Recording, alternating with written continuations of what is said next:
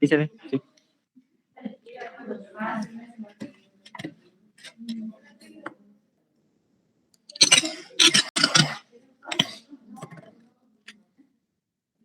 ¿Se vio? Sí.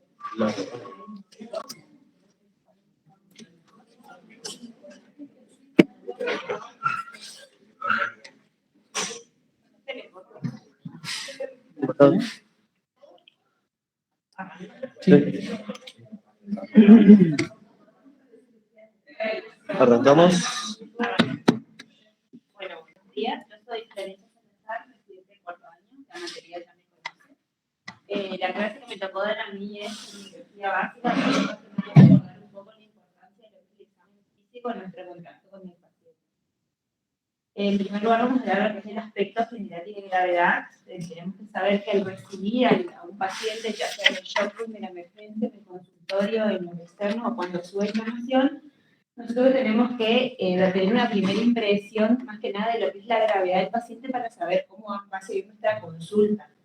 Esto lo hacemos en base al triángulo de evaluación pediátrica. En primer lugar, justamente el triángulo tiene 3 lados. Uno de ellos es el aspecto en el cual yo voy a ver cómo está mi paciente, su tono, su reactividad, la consolabilidad hacia con los padres, sobre todo en los lactantes, cómo está la mirada, cómo está su lenguaje o su llanto. Esto nos da una imagen de lo que es el sistema nervioso central, la oxigenación y la perfusión cerebral. El otro lado del triángulo es la parte respiratoria, y es donde yo voy a ir a ver el trabajo respiratorio del paciente y los ruidos respiratorios. Si tiene estridor, si está con quejidos, si tiene utilización de músculos accesorios, habla de lo que es una patología respiratoria. Y el tercer lado es la parte circulatoria, que yo voy a tener en base a la coloración de la piel, a la perfusión, si el paciente está pálido, si está cianótico, si está marmóreo. Este triángulo de evaluación pediátrica yo lo hago simplemente mirándolo al paciente y escuchando. No es necesario ni que yo lo toque para tener una primera impresión de lo que es la gravedad. Y en base a esto yo voy a saber si tengo que salir corriendo o si puedo hacer la consulta un poco más tranquila y ordenada.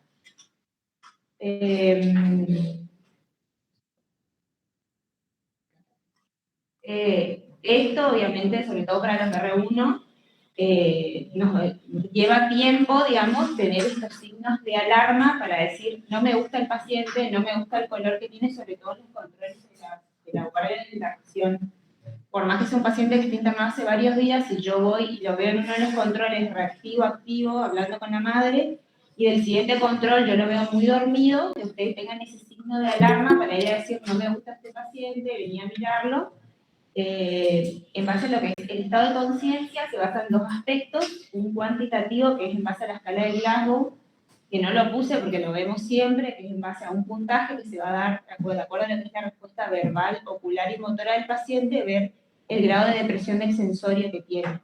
Y por otro lado, lo que es el aspecto cualitativo del paciente, que son las funciones cerebrales superiores, que habla de lo que es la orientación en tiempo y espacio del paciente, su memoria, su conducta. Obviamente esta parte va a depender de la edad del paciente y de su desarrollo psicomotor. No es lo mismo un paciente con un retraso psicomaduratorio que un paciente con las pautas de acuerdo a la edad. Por otro lado, la posición y el grado de actividad del niño. Sabemos que los bebitos menores de 3 meses tienen la tendencia a la flexión, con las manitos, la función de las manitos, con la inclusión del pulgar. Y a medida que el niño crece, su actitud y su postura va a ir cambiando, digamos. Como dice ahí en el cuadrito, constituyen signos que a mí me tienen que llamar la atención: cualquier grado de alteración en el estado de vigilia del niño, un comportamiento no adecuado de acuerdo a su desarrollo psicomotor esperado para la edad, la irritabilidad de un lactante, sobre todo si está con fiebre, me tiene que llamar la atención, la inactividad de un niño de cualquier edad, o sea, que esté muy dormido o que no esté orientado en tiempo y espacio, la posición repetitiva o mantenida, una posición antiálgica, que es la posición que lo adoptan en relación al dolor, o la alteración de la marcha en un niño que previamente era sano y que caminaba bien. Entonces, estas cosas también tienen que llamar la atención. La fase y la expresión del niño también es algo que a mí me tiene que llamar la atención. Obviamente esto habla también de la etnia del paciente, pero también de su condición de salud o enfermedad. Si a mí me entra un niño con fiebre, sobre todo en la M, yo lo voy a ver un niño que está rubicundo, con los ojos vidriosos y con la piel sudorosa. Y otro punto importante en lo que es el examen físico inicial son los signos vitales. Como lo dijo el doctor Hilal el otro día, los signos vitales son la frecuencia cardíaca, la frecuencia respiratoria, la temperatura y la presión arterial. A todo esto nosotros le agregamos la saturación de acuerdo a la patología del paciente. La normalidad, o sea, el rango de normalidad obviamente va a depender de la edad del niño. Todo lo que esté por encima del rango normal para la edad o por debajo me tiene que llamar la atención. Bueno, y acá hay un cuadrito que nos dice lo que es la frecuencia cardíaca normal para el rango etario y dónde solemos tomar los pulsos, que es uno de los signos vitales importantes. Esto es más de lo mismo, los rangos de normalidad, la temperatura, lo que es la presión arterial. Para eso no tenemos tablas que están pegadas en la internacional, tenemos en las libretas, que es la presión arterial esperada para la edad y sexo del paciente. Señales de alarma: taquicardia por encima de los 200, bradicardia por debajo de los 100 en un recién nacido, por debajo de 60 latidos por minuto en un lactante, la arritmia o cualquier ritmo irregular, la fiebre de más de 41 grados, una temperatura por debajo de los 35 grados, la taquipnea en un recién nacido de más de 60 o más de 40 en un lactante, la apnea, una presión arterial por encima del P90 en 3 tomas, o la hipotensión. Estas son cosas que, sobre todo los de algunos, son los que más controlan, se van a ir a encontrarse en la internación. Un paciente que en uno de los controles estaba con la frecuencia cardíaca normal o una presión arterial normal, y en el próximo control lo encuentran alterado. No piensen que está mal el aparato, si ustedes no les cierran, nos llaman y nos esperan a la toma del pase para que les llame la atención esto, digamos, porque suele pasar. Bueno, esto es algo que todos lo sabemos, pero no está de más de recordar los 4 pasos básicos de lo que es la semiología, de lo que es inspección, palpación, percusión, ocultación. En todos los sistemas se realiza en este orden, excepto en el abdomen, en el cual cambia, digamos, en segundo lugar va la ocultación para no alterar lo que son los ruidos introaéreos, digamos, intraabdominales. Para no olvidarnos nada y que no se nos pase nada para el no examen físico, es importante hacerlo siempre en orden. Yo le voy a mirar desde el pelo de la cabeza hasta la uña del pie, pero lo tengo que hacer en orden, si no me voy a olvidar de alguna parte. Las pieles infaneras es lo primero que yo lo veo en el niño. Siempre el examen físico lo voy a revisar desnudo, le voy a sacar toda la ropita, excepto el pañal o la ropa interior, y eso voy a dejar para revisar por último. En las pieles infaneras lo que yo voy a hacer es, mediante la inspección y la palpación, obviamente contar con buena iluminación, si es luz natural mejor. Lo primero que yo voy a ver y me va a llamar la atención es la coloración de la piel. La coloración puede estar pálido, puede ser una palidez transitoria si es un paciente que está vasocontraído, o está chocado, por ejemplo, o puede ser un paciente pálido porque está anémico, o puede ser su hernia nomás. Puede estar histérico, que me va a llamar la atención si tiene un aumento de la bilirrubina o algo en sangre. Puede estar rubicundo, en el caso de ser un niño con fiebre, o si poliglobina, que no es lo que pasa en corrientes, pero puede pasar. O si está cianótico, digamos. El aspecto de la piel también es importante, esto me va a dar información acerca de lo que es el estado de higiene del niño, o alteraciones en la pigmentación, si tiene petequias, si tiene hematomas, si tiene quimosis, si tiene signos de traumatismo, cicatrices quirúrgicas. Todo eso yo lo voy a ver simplemente en la piel. Es importante constatarlo en la historia clínica. La turgencia y la elasticidad me habla de lo que es el estado de hidratación y el estado de nutrición del paciente. Un paciente que tiene el signo del pliegue positivo, una piel seca que deja el pellizco, es un paciente que está deshidratado, o un paciente que está desnutrido también va a tener la piel con el celular subcutáneo desnutrido. Y por otro lado, las faneras, cuando yo hablo de faneras, hablo de cabello, vello y uñas, que también me da información acerca de lo que es el estado de nutrición y higiene del paciente. Las uñas, es importante mirarlas, ¿sí? Tanto la de la manito como la de los pies. Por ejemplo, en los niños, en los FQ, que suelen tener el hipocratismo digital, que tiene, digamos, una deformación distal de las falanges y las uñas, con la uña en vidrio de reino. Los ganglios linfáticos, existen diversos grupos ganglionares. Los que uno más los evalúa de rutina, que es lo que uno los puede llegar a palpar, son los superficiales, que son los occipitales, los cervical anterior, posterior, retroauricular, submaxilar, sublingual, supraclavicular, y los maxilares inguinales. Cuando yo palpo un ganglio hay que saber palpar un ganglio normal para saber cuándo es patológico y que me llame también la atención para ir a estudiar esa denopatía. Los ganglios se van a palpar normalmente, se suelen palpar sobre todo cuando tienen infecciones. Los que más nosotros palpamos son los occipitales, los cervicales cuando tienen infecciones de diaria, por ejemplo. Pero si yo tengo un ganglio que está aumentado de tamaño, o sea, de rango adenomegálico por más de 2 centímetros, 2,5, que es duro, que está adherido a planos profundos, que no duele, o están aglomerados, y es algo que no es normal, que creo que tengo que estudiar. Si es un ganglio que es móvil, que duele, obviamente sin cambios en la coloración de la piel superficial a ese ganglio, y lo puedo asumir si tiene un foco que es una adenopatía propia de la infección que está cruzando el. Bueno, y ese es un esquema de más o menos los ganglios que nosotros solemos estudiar. Empezando por lo que es cabeza y cuello, en orden, digamos, la cabeza es importante ver lo que es forma, tamaño, en los niños, las fontanelas y las suturas. Ahí están las edades en las cuales normalmente se cierran las fontanelas anteriores se cierran entre los 12 meses y los 18 meses, y la fontanela posterior entre las 4 a 8 semanas de vida.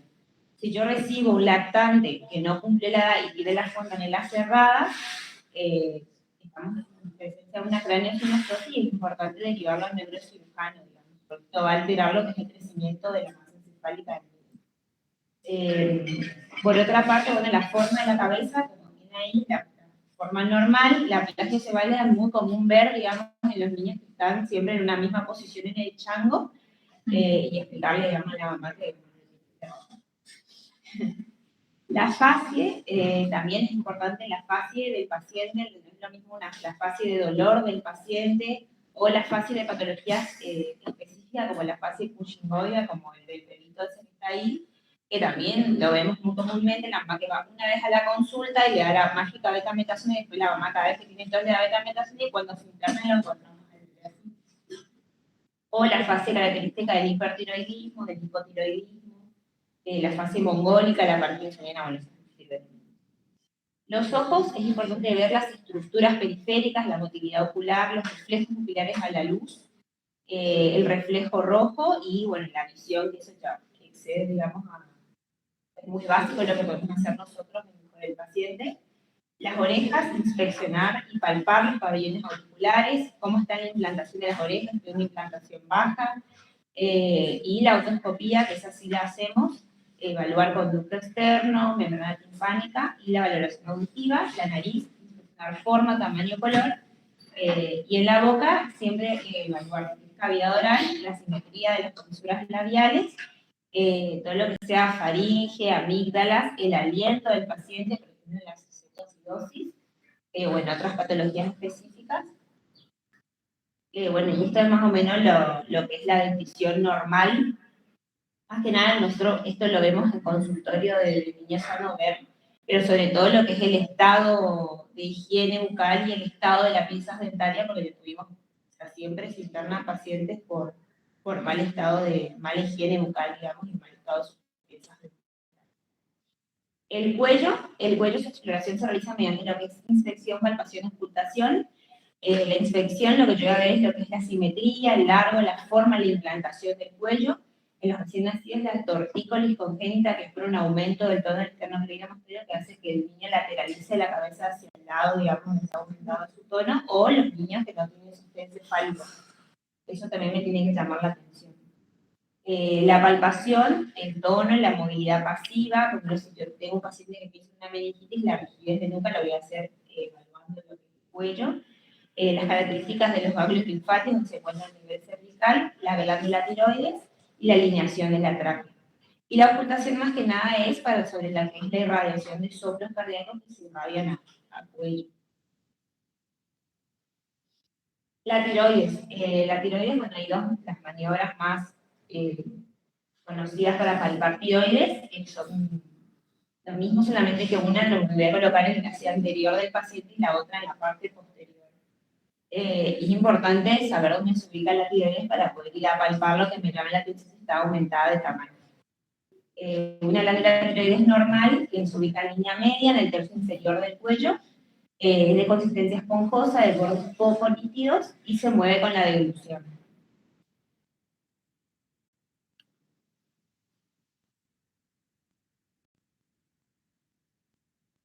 En lo que es tórax, en el tórax lo que yo voy a evaluar, yo tengo dos grandes sistemas en el tórax, que es el aparato respiratorio y el aparato cardiovascular. En lo que es el aparato cardiovascular, voy a inspeccionar el tórax, obviamente la forma del tórax, las estructuras de su pared, la piel del tórax, si tiene cicatrices, si tiene manchas, si tiene tumoraciones, y en los niños que son delgados, yo puedo inclusive ir a ver lo que es el choque de punta, observarlo, si no lo voy a ir a palpar. El choque de punta se suele observar o palpar en el cuarto quinto espacio intercostal izquierdo. La palpación se realiza. ¿A qué nivel? En la línea hemiclavicular. La palpación se realiza apoyando la palma de la mano sobre, digamos, el epitórax izquierdo y ahí voy a ir a sentir, digamos, tanto lo que es el choque de punta como los frémitos, que es la expresión palpable de los soplos cardíacos. Y la ocultación, voy a ir a escuchar los ruidos cardíacos, también no solamente cardíacos, puede hablar de respiratorio, los ruidos cardíacos R1, R2, si hay algún desdoblamiento, si hay algún soplo. Importante decir cuando yo palpo un soplo, cuando yo oculto un soplo, es el tiempo en el cual se escucha, si es sistólico, si es diastólico, y la intensidad, que son 6 grados, digamos. El frémito, si tiene frémito, o sea, si yo lo puedo palpar al soplo, qué foco se oculta mejor, a dónde se irradia, si es que se irradia a la axila, si se irradia al dorso o al cuello, y la tonalidad.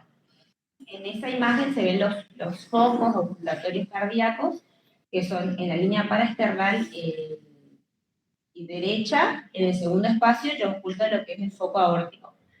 Inmediatamente del lado contrario, paraesternal izquierdo, oculto el pulmonar. Por debajo en el tercero, paraesternal, el foco el aórtico accesorio.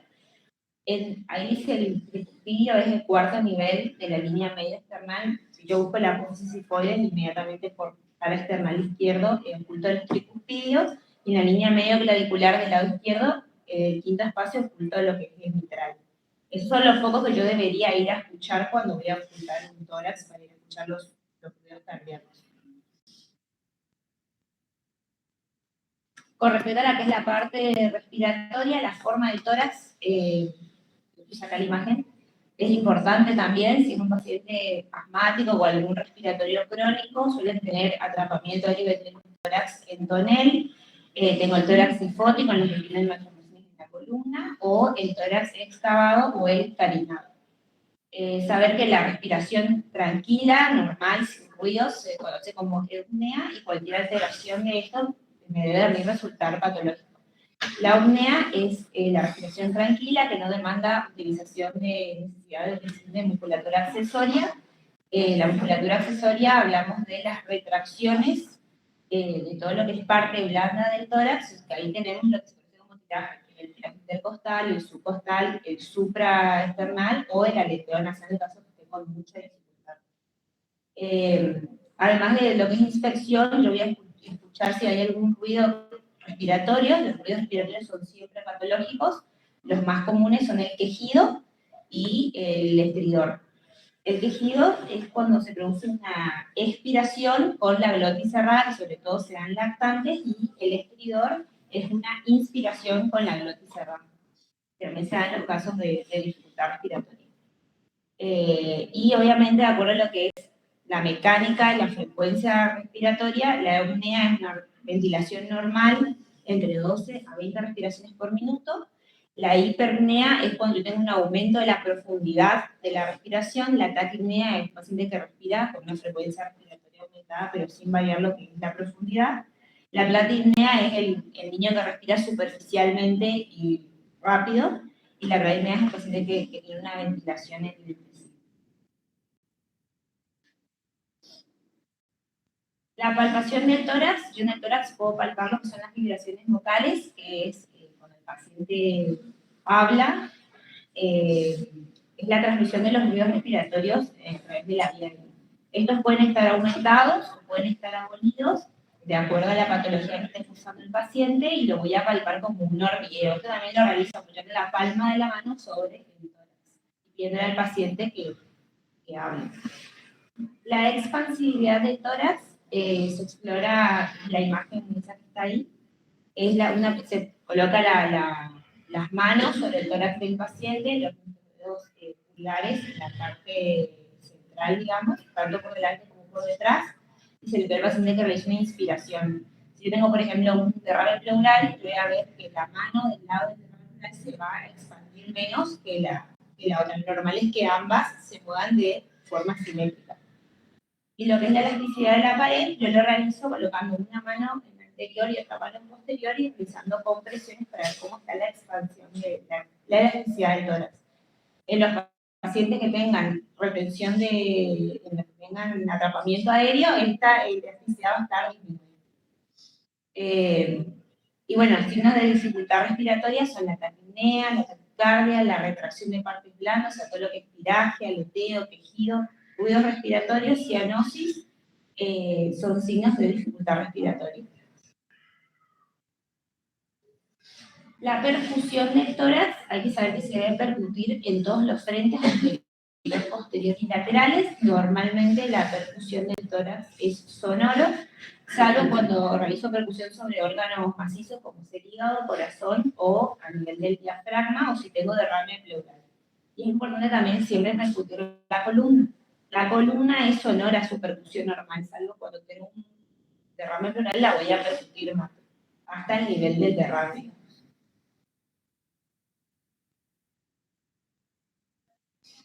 La ocultación del aparato respiratorio, como dijimos, siempre tiene que ser simétrica y comparativa. Digamos, no puedo ocultar adelante, atrás, arriba, abajo, siempre tengo que ir comparando ambos emisores, digamos, que serían ambos pulmones. La normalidad es el murmullo pulmonar o murmullo vesicular, que es la distensión, digamos, de los alvéolos cuando en cada inspiración.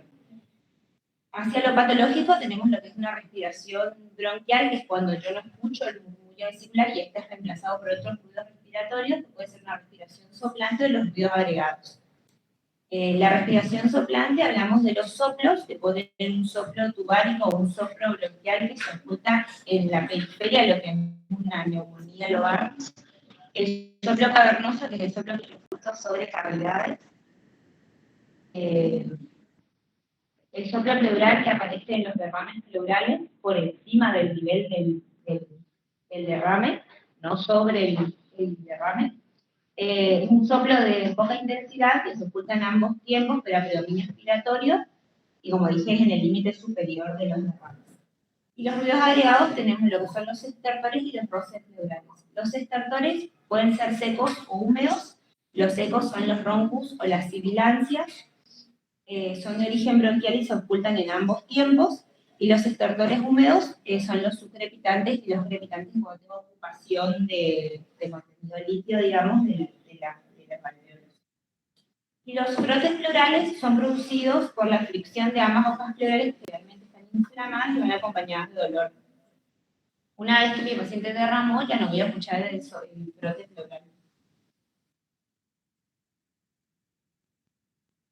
La ocultación de la voz, en circunstancias patológicas, su sonido puede estar disminuido o abolido o alterado.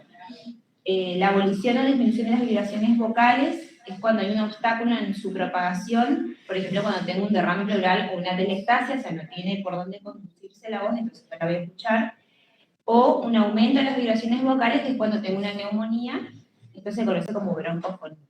Ahí tengo distintas alteraciones. La egofonía es una voz que se oculta con un timbre nasal agudo, que se da en la parte superior de los derrames. La pectoriloquia, que se dan procesos cavitarios en las cuales la voz se oculta perfectamente articulada, como que el paciente estuviera hablando. La pectoriloquia áfona, que se oculta como que el paciente esté cuchicheando y se produce también en las neumonías. O la voz anfórica, que se produce frecuentemente en las neumonías. El abdomen.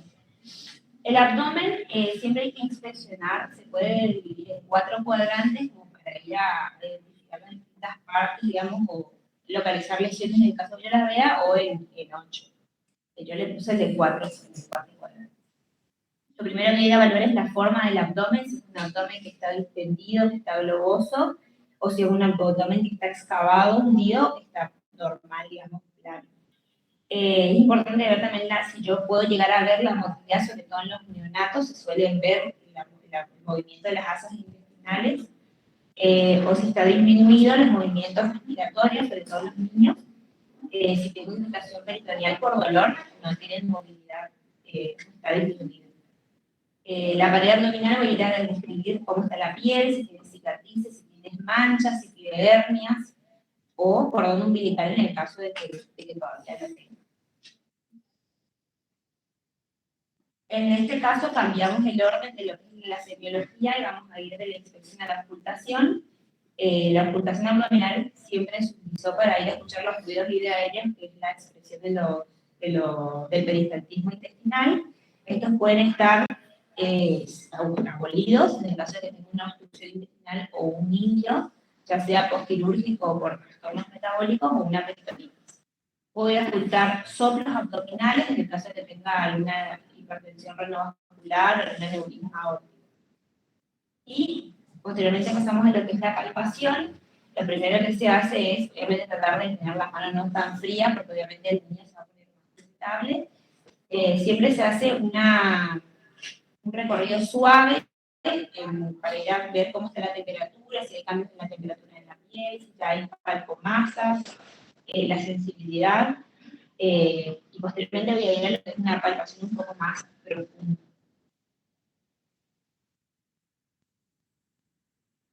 La palpación superficial se realiza suavemente en forma circular y concéntrica del abdomen, realizando compresiones con los dedos de cada región para ir a ver cómo está la tensión de la pared y la sensibilidad. Y la palpación profunda se realiza con la mano un poco más oblicua, comprimiendo con los dedos más profundamente para ir a palpar los órganos de la cavidad abdominal. En esa imagen están los órganos que yo puedo llegar a ir a palpar en el abdomen, que son lo que es hígado vaso, los polos renales, materia fecal, y bueno, los pulsos, los grandes vasos, digamos. O si tengo alguna masa, la voy a palpar también. La sensibilidad de rebote o el signo de Bloomberg, que es el dolor a la descompresión, que genera dolor, digamos, si hay irritación peritoneal. Ese es el que habitualmente se realiza si uno está pensando en una apendicitis. El examen del hígado. Hay muchas técnicas para palpar el hígado, yo no puse porque se me iba a extender mucho la clase. Saber siempre que cada vez que yo vaya a palpar, ya sea hígado o vaso, tengo que empezar desde lo que es fosa ilíaca, no ir a buscar directamente por debajo del reborde costal, porque yo no sé qué tan aumentado está mi hígado.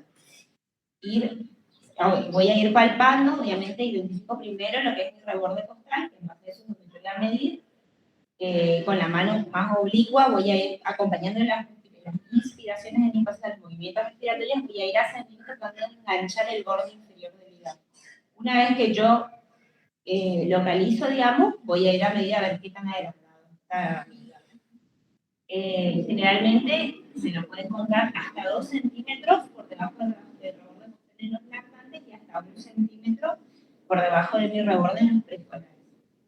Lo mismo el vaso puede ser palpable el polo del vaso, o el vaso, si está aumentado en distintas patologías, hasta 1 o 2 centímetros por debajo del reborde costal. Un aumento de su tamaño puede corresponder a procesos hemolíticos y obviamente será necesario ir a buscar causas.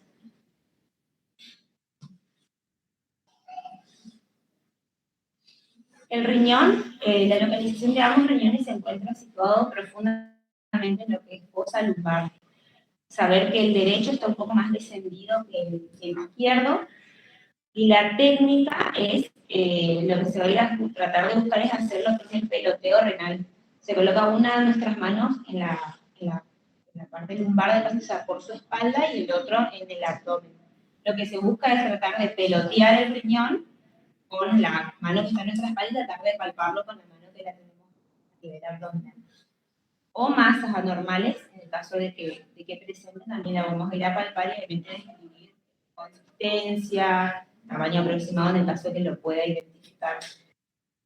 Bueno, el último paso de lo que es la semiología del abdomen es la percusión, el timpanismo, que es lo que normalmente la percusión de la columna timpánica, por presencia de gas, es común en obstrucción intestinal baja, aerofagia o hilo paralítico.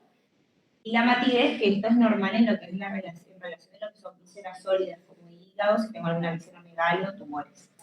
Y la onda cítica también la pudiera palpar en el caso de que sea un paciente.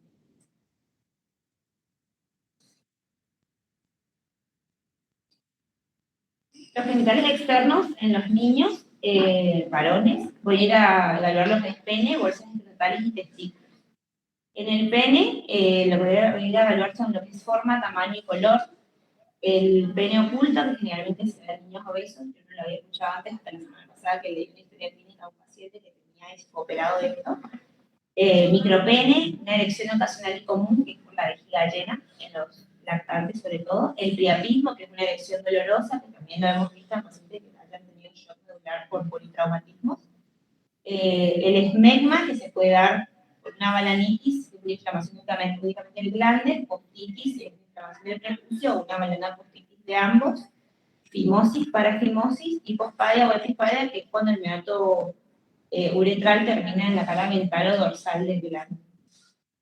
La bolsa estatal de los testículos también me irá a definir lo que es forma, tamaño y color. La clitorquía, que son los testículos no descendidos, pueden estar no descendidos en cavidad abdominal o pueden estar en ascensores, también lo tengo que escribir. El hidrocele, que es la acumulación excesiva de líquido, lo tengo que diferenciar con las hernias, eso se lo realiza a través de la transiluminación. La torsión testicular, que la voy a encontrar lo que es un testículo dematizado, doloroso, con un rollo cremasтерino ausente. La causa principal del escroto en niños menores de 6 años obviamente requiere diagnóstico y tratamiento inmediato por urgencia. Y las epididimitis, que se acompaña de lo que es el edema, dolor agudo del escroto en adolescentes mayores. En las niñas, la evaluación de lo que es el examen genital se puede realizar en decúbito dorsal con flexión y abducción de muslos, que es la primera imagen que está con la mamá, o en posición genupectoral o lateral. Lo que yo voy a describir en las bebés recién nacidas son si tienen lesiones dermatológicas en vulva, si tienen hemorragias, si tienen leucorrea, que muchas veces las mamás nos vienen a preguntar que tiene fungitos, si eso es normal o no, sobre todo las lactantes. El tamaño y las características del himen, si tiene, cómo son las características del orificio anal, uretral, si tiene signos de violencia o traumatismo. Y en las niñas un poco más grandes yo describo todo lo mismo que describo en las recién nacidas y además si hay coalescencia de labios, asinesias, signos de infección vulvovaginal, signos de estrogenización, telarca, pubarca, axilarca o variaciones normales en la configuración vulvar. Bueno, después lo que es aparato locomotor, los tiempos a explorar son inspección, palpación y evaluar obviamente los rangos de movimientos articulares, la evaluación de la fuerza y de la marcha. Esto cuando el paciente ingresa al consultorio, al shock o al internación, ya voy a ver cómo está el paciente, su postura, su simetría, la alineación de su eje, en el caso de que tenga una fractura o algo, las malformaciones o deformidades, las actitudes viciosas o los rangos de movilidad articular. Bueno, ese es el test de Adams que se realiza habitualmente para buscar escoliosis.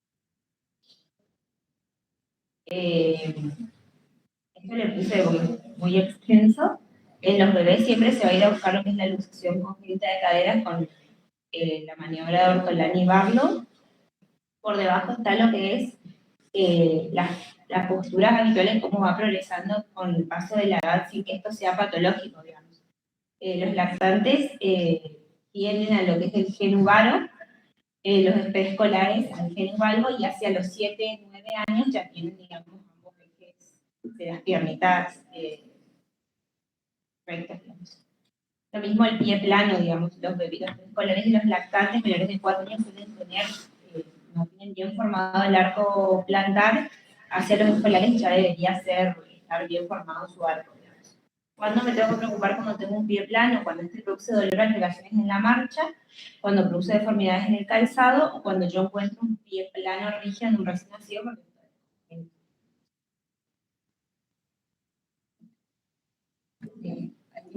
Sí. En un pie plano, sí. ¿dónde vamos a encontrar? ¿Dónde se le va a encontrar el paciente?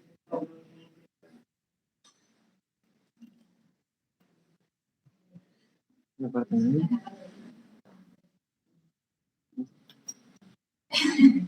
La cadera. De tobillo para arriba. De la edad del paciente. Eso es justamente una característica diferencial de vienen por la madre refiriendo dolor en miembros inferiores y uno la tiene que hacer el interrogatorio del tipo de dolor y eso la tengo orienta a ustedes si es reumatológico o si es traumatológico. Muchas veces el chico cuando tiene el pie plano le duele, al principio le duele el empeine, la mamá misma dice, primero le duele el empeine, después le duele sobre la rodilla, después le duele la rodilla, después le duele la cadera. Y lo particular es que lo duele después que hace actividad física. ¿Sí?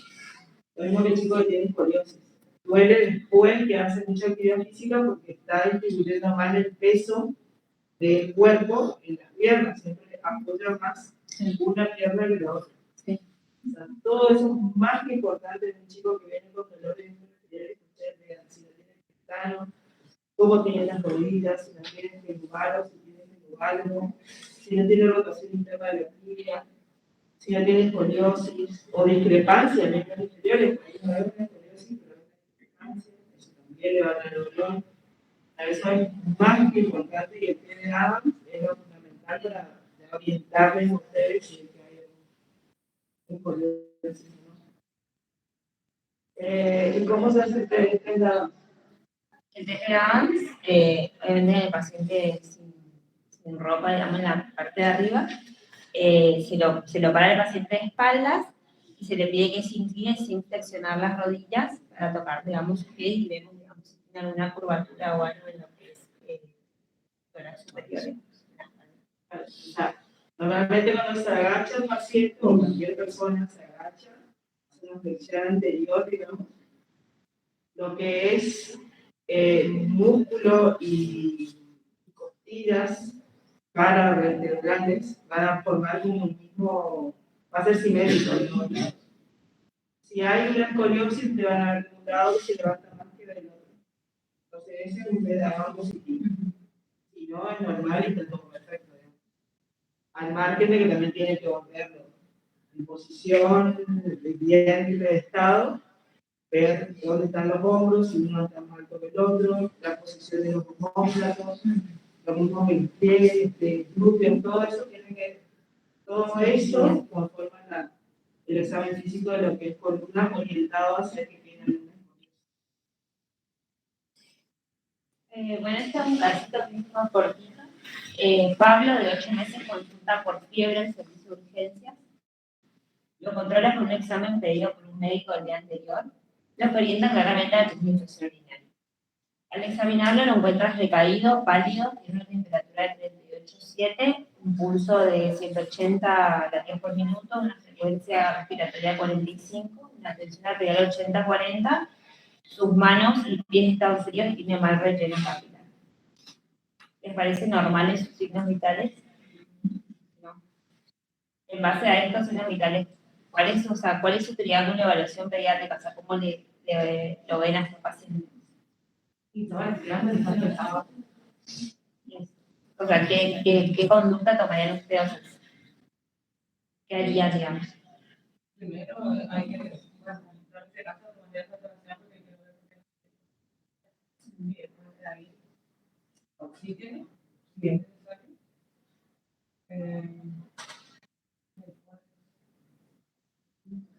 Pero la única parte tienen 2 lados de 3, lo único que no describen muy bien es la parte del lado respiratorio, digamos. Pero tienen el aspecto, dicen que está decaído, que está pálido, que está mal perfundido, porque tiene mal relleno capilar, está febril, está taquicárdico, está taquipnéico, y es un bebé de 8 meses, digamos. Y suele pasar que nos llegan con el mismo resultado del día anterior. Al margen de una votación. Sí. El chico que tenga piel y manos frías no se van a ir a saturar de una. Seguro que le van a hacer saturación alterada porque tiene un buen relleno, que es lo básico, es lo que sensa justamente el sensor que así que tiene que primero bajar la fiebre y después siguen. ¿Qué otras preguntas le harían a la madre en este momento? Sí, ¿qué más? Se está alimentando. Tipo, no. Internaciones previas. Tiene 8 meses. Vas a ver que antecedentes ginecológicos, seguros, pesos, No, para embarazar. y en base a esto, pues súper corta de interna, ¿qué pensaría? O sea, ¿qué diagnóstico le darían usted a su paciente? Es para que vean el diagnóstico de un paciente que está séptico, que está en shock, que no es necesario que pida ningún estudio complementario ni nada, simplemente con el examen físico, y ahí está la importancia, porque muchas veces, ya sea en internaciones en cualquier servicio corte, le puede llegar un paciente con estas características, y ustedes no van a tener un laboratorio, una placa, y no van a esperar a eso para tomar conducta, digamos. En base a esto, si este paciente le llega en el consultorio a los CAPS, ustedes saben que lo tienen que mandar a la emergencia, le tienen que bajar la fiebre, o sea, no pueden esperar, hacerle otro estudio, o otra cosa, digamos. Por eso es importante, obviamente con el paso por la RESI, cuando rompen el servicio van a ir formando lo que es el ojo clínico, que a ustedes les llame la atención de que no es normal un bebito de 8 meses que venga pálido, reticulado, con pulsos débiles, y en base a eso tienen que... Lo primero que hacen es triángulo de evaluación pediátrica ante cualquier paciente que le llegue en cualquier lado, sea consultorio, sea cuando sube internación o cuando están en la emergencia y le entra el shock.